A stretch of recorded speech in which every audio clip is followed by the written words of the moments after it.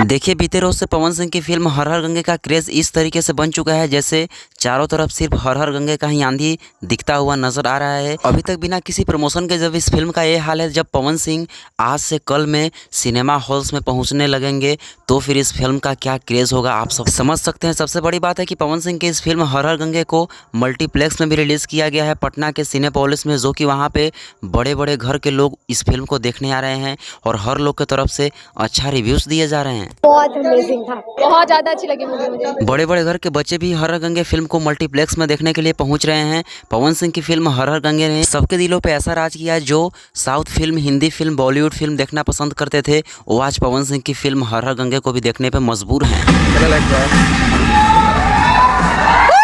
इसीलिए तो यार कहा जाता है कि पावर कहाँ से शुरू होता है। पावर एजे से शुरू होला, एजे से खत्म हुई। तो बस आप सब इस वीडियो को ज़्यादा से ज़्यादा शेयर कीजिए ताकि सभी के पास तक ये वीडियो पहुंचे।